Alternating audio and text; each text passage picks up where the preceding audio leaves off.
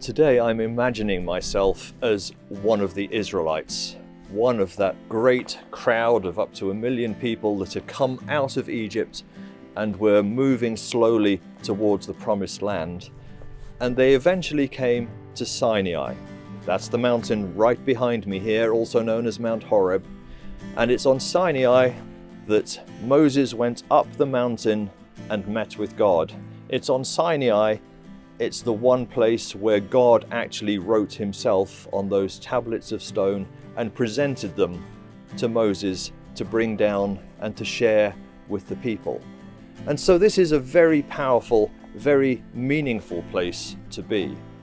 The Israelites were probably camped not right where I'm standing here because it's a bit narrow, but if you go over a little bit down the valley, it broadens out, and I'm sure there's space for all of those people and their flocks and for the miracles that were to happen to them.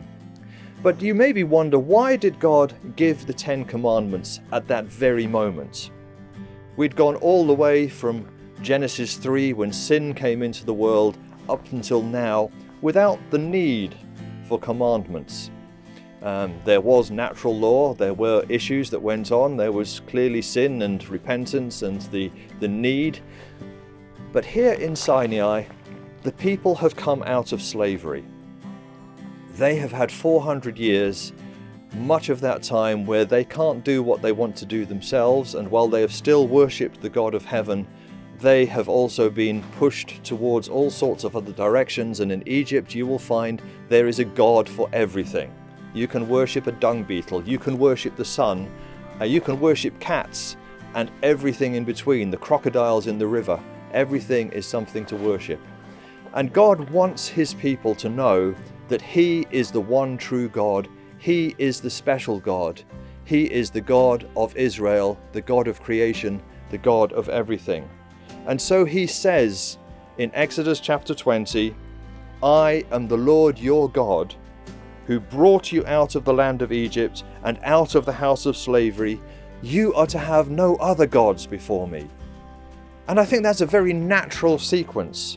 When God is so much more powerful than all of these gods of the Egyptians, if he is that powerful, if he is powerful enough to part the Red Sea, if he is powerful enough to provide manna every morning so I've got food to eat, if he's powerful enough to lead me to freedom, why would I want to worship a dung beetle? Why would I want to worship a cat? Why would I want to worship a crocodile? I want to worship the true God of heaven. And so he then goes through with these lists of commandments, but really you can see them as a list of guidance.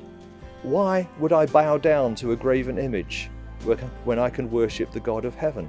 Why would I not want to take one day a week to especially spend time with God?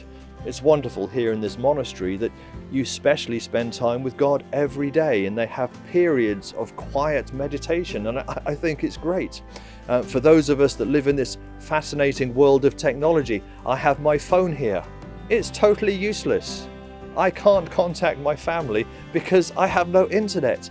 I have a time where I can just break away from the technology and can have a time of reflection. And that's what the Sabbath is about. Honor my father and mother. Why would I not, when God is my heavenly Father? And the other commandments through there as well, just giving me positive guidance to live by. These aren't harsh commands. These aren't things to make life difficult for me. They are things that, as an Israelite coming out of slavery, having to relive and relearn certain values towards God and towards my fellow man, this is guidance for life. This is guidance that Jesus in the New Testament could then sum up very, very simply as love God, love your neighbor as yourself. Those are the principles that I really appreciate being able to live by.